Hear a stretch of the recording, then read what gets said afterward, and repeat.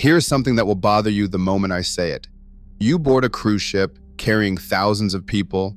You sail out into the open ocean where waves can reach 10 meters or more, and nobody, not one single person, hands you a seatbelt. No harness, no restraint, nothing. On a plane, you get a seatbelt for a bit of turbulence. On a coach, doing 60 miles an hour down a motorway, you get a seatbelt. But on a vessel the size of a small town, floating on the most unpredictable surface on Earth, nothing. And the reason why is far more interesting than you might expect. The question nobody asks. I want you to think about this for a second. We live in a world that is absolutely obsessed with safety restraints. You cannot sit in a car without being told to buckle up. Aircraft manufacturers spend billions engineering harness systems, even theme park rides, things specifically designed to throw you around for fun, strap you in before they do anything. So the absence of seatbelts on cruise ships is not an oversight. It is not laziness. It is not some loophole that nobody has gotten around to closing yet. It is a deliberate engineering and regulatory decision. And once you understand the reasoning behind it, you start to realize that the seatbelt question is actually the wrong question entirely. What you should really be asking is this: how is it that a vessel carrying potentially 9,000 people can sail through a force 10 storm and have those passengers walking around, eating dinner, going to the spa, and in some cases not even realizing how rough the sea actually is outside? That is the real question. And to answer it properly, we need to go back to basics. We need to talk about what actually makes a ship stable, why stability is the real safety system at work here, and why bolting a seatbelt to a cruise ship cabin wall would not only be pointless, it could actually make things considerably worse. I should say at this point, and I think this is worth mentioning, that I have been on vessels in genuinely rough weather, not cruise ships specifically, but commercial vessels in sea states that would make most people deeply uncomfortable. And I can tell you from personal experience that the last thing going through your mind in those moments is whether you are wearing a seatbelt. You are thinking about the engineering keeping that hull upright, which conveniently is exactly what we are going to talk about. A brief history of stability. To understand where we are now, you need to understand where we came from. And the history of ship stability is honestly a history of things going catastrophically wrong until somebody figured out why. Cast your mind back to the early days of sail. Ships in those days were essentially floating boxes with canvas on top. The people who built them understood in a rough and ready sort of way that you needed weight low down and volume up top to keep a vessel upright. They had no formal mathematics for it. They worked on instinct, experience, and a fairly cavalier attitude toward the possibility of everything going horribly wrong. And things did go horribly wrong, with remarkable frequency. One of the most famous examples is the Swedish warship Vasa. Built in 1628, she was arguably the most powerful warship of her age. She was also, as it turned out, catastrophically unstable. She sailed approximately 1,300 meters on her maiden voyage before a gust of wind caught her, she heeled over, and she sank in Stockholm Harbor, with most of the Swedish Navy watching from the shore. If there was ever a more embarrassing moment in maritime history, I am not aware of it. The problem with the Vasa was not that she was badly built. The craftsmanship was extraordinary. The problem was that her center of gravity was too high. She was heavily armed on her upper decks, and all that weight up high meant that when something pushed her over, she had very little ability to push back. The technical term for that ability to push back is stability, and specifically what naval architects measure is something called the metacentric height. We will come back to that in a moment. Fast forward to the 19th century, and the situation was improving, but only slowly. Sailing ships were still capsizing with alarming regularity. Steamships introduced new problems of their own.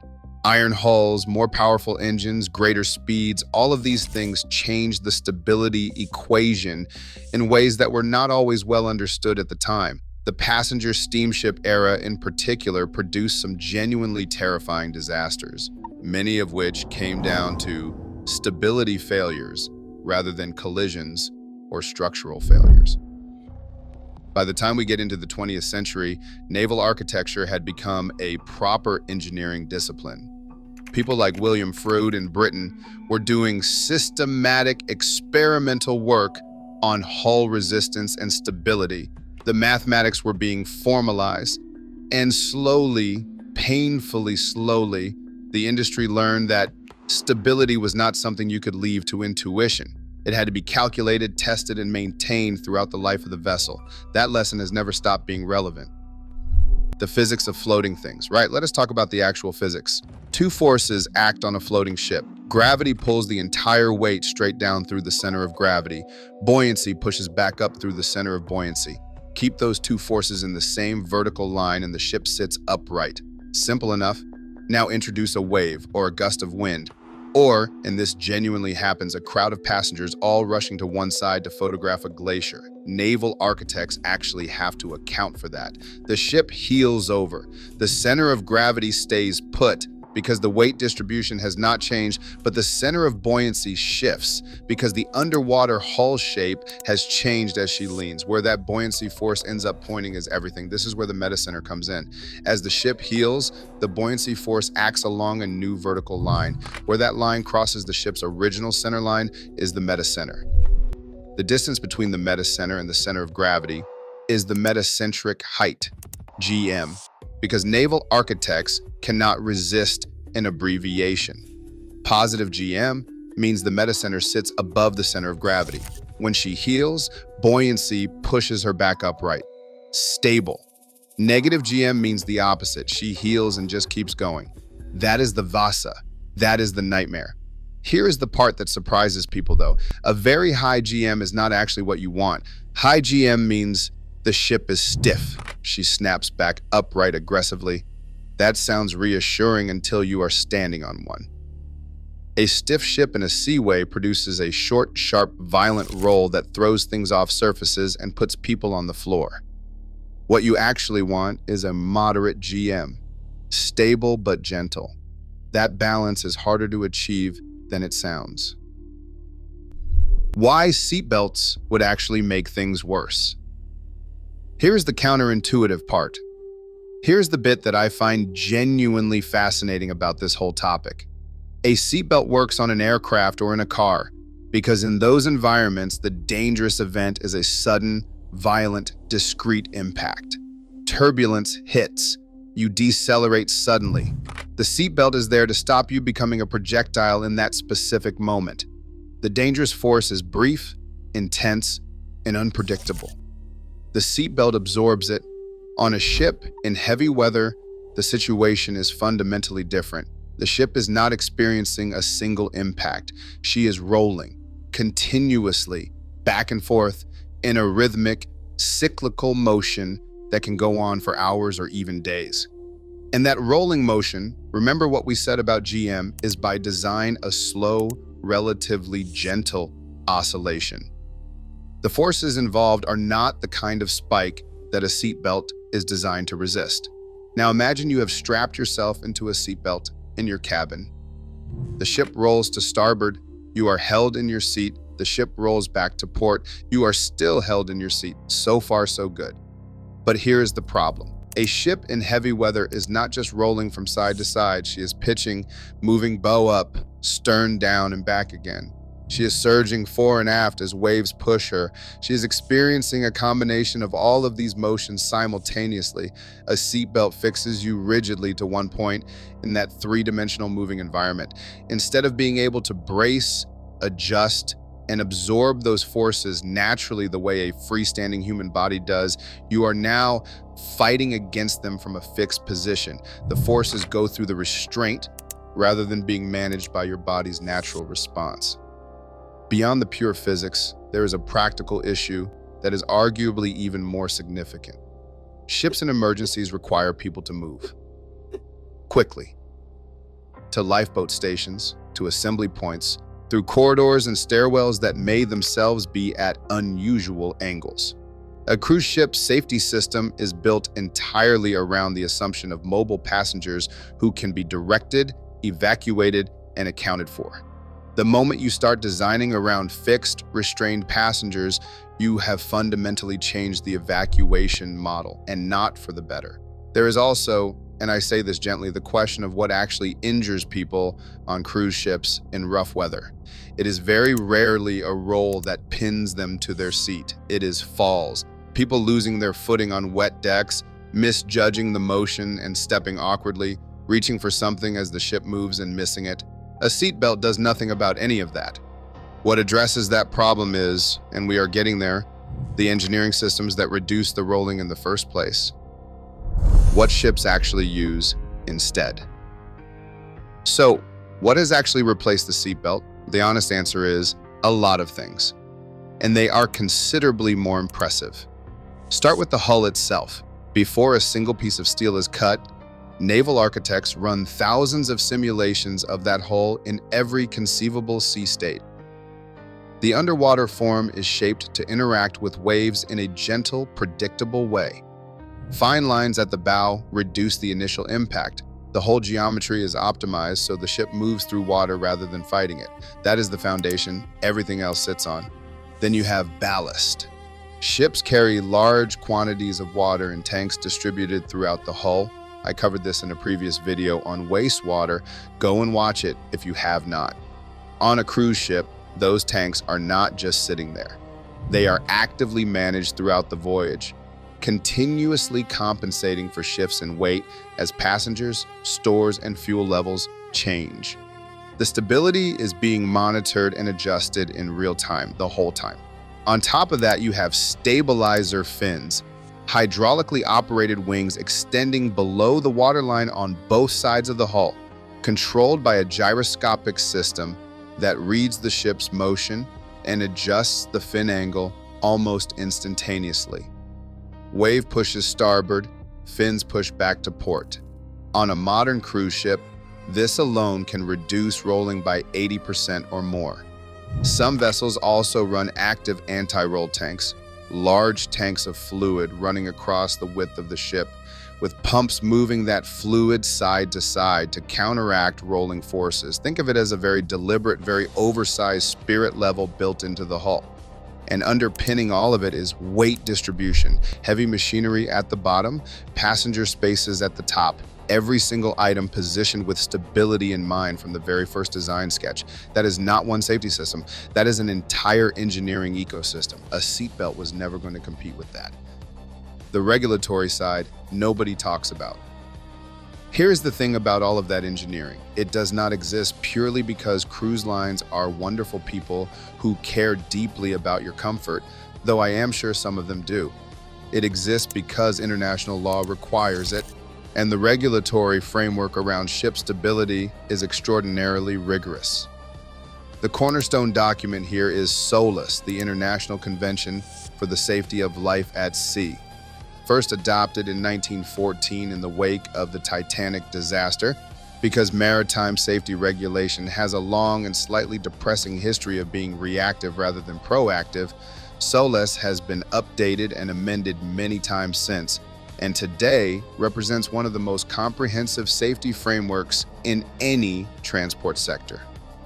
Under SOLAS and the associated regulations developed by the International Maritime Organization, every passenger ship must demonstrate that it meets specific stability criteria before it is allowed to carry a single passenger. These are not vague guidelines. They are precise mathematical requirements specifying minimum values of metacentric height, minimum areas under the righting lever curve, which is a measure of how much energy the ship can absorb while heeling, and minimum angles at which certain stability conditions must be maintained. There are damage stability requirements, which specify that the ship must remain stable and afloat even with significant sections of its hull flooded. There are weather criteria specifying that the ship must be able to withstand defined wind and wave combinations without capsizing. There are crowd loading criteria. Yes, the glacier tourists are specifically accounted for, specifying that the vessel must remain stable even with all passengers gathered on one side. The ship is not just assessed against these criteria once and then forgotten about. Stability is recalculated every voyage. Before departure, the officers on the bridge will conduct a stability calculation based on the actual loading condition of that specific sailing, how many passengers, how much stores, how much fuel, how the ballast tanks are configured. If the numbers do not come out within the required limits, the ship does not sail. It is that simple.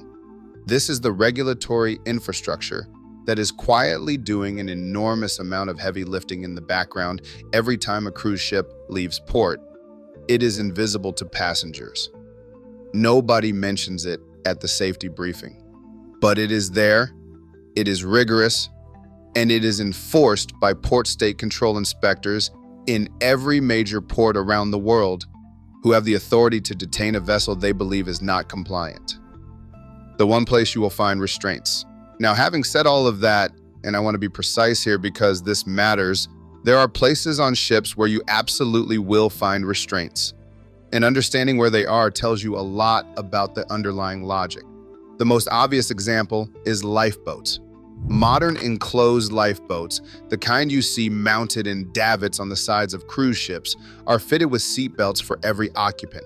And this makes complete sense when you think about what a lifeboat is doing. It is a small vessel. It has no stabilization systems. It is being launched from a ship, potentially in heavy weather. It may be moving at speed through rough seas after launching. The motion characteristics of a small lifeboat bear no resemblance to the gentle, managed oscillation of the mothership. This is exactly the environment where a seatbelt is the right tool. You will also find restraints and grab rails extensively fitted in working areas of ships, engine rooms, workshops, areas where crew are working with heavy equipment in potentially rough conditions. These are not seatbelts in the conventional sense, but they serve the same fundamental purpose of keeping people secured during violent motion. The difference is that crew in these areas are stationary, performing fixed tasks, not mobile passengers who need to be able to evacuate. High-speed craft are another category where restraint systems appear. Certain fast ferries, the kind doing 40 knots across a short crossing, do have seating with seatbelt type restraints, because at those speeds and in the sea states those hulls encounter, the impact loads can be genuinely significant. The physics are closer to a car journey than to an ocean crossing, so the pattern is clear. Restraints appear where the motion is violent, unpredictable, and brief. They are absent where the engineering solution is to prevent violent motion in the first place. On a cruise ship, the entire design philosophy is built around the second approach. So what actually happens when it goes wrong? I should be honest here. The system is extraordinarily good, but it is not perfect. Things do go wrong, and when they do, the lessons are always instructive. The Costa Concordia in 2012 is the most obvious recent example, though it is important to note that she did not capsize due to a stability failure in the engineering sense. She ran aground, sustained massive flooding, and the combination of that flooding and the asymmetric redistribution of weight overwhelmed her damaged stability reserves.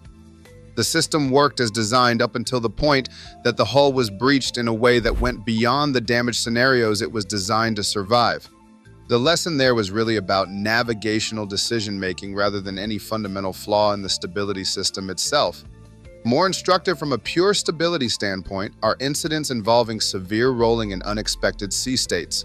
There have been a small number of cases, and I want to emphasize they are genuinely rare, where cruise ships have encountered rogue wave events or unexpectedly severe weather and experienced rolls significant enough to injure passengers and cause significant damage on board. In almost every case, the injuries were caused by people and objects becoming projectiles during sudden violent rolling, not by any failure of the fundamental stability system. The ship remained afloat. She remained ultimately stable, but the motion was violent enough that the normal assumption of manageable, gentle rolling broke down. What these incidents demonstrate is that the engineering has limits. Sea states beyond the design envelope exist. The fins can only generate so much counterforce. Rogue waves are by definition unpredictable. The response to these incidents has not been to fit seatbelts. It has been to improve weather routing systems, improve the real-time monitoring of sea states and vessel motions, and refine the design criteria for stability systems. In other words, the response has been more engineering, not different engineering. And if you want my honest opinion, which presumably you do, since you have watched this far, that is absolutely the right response. Because a seatbelt strapped to a cabin wall is a passive last resort measure that only matters after the situation has already deteriorated badly.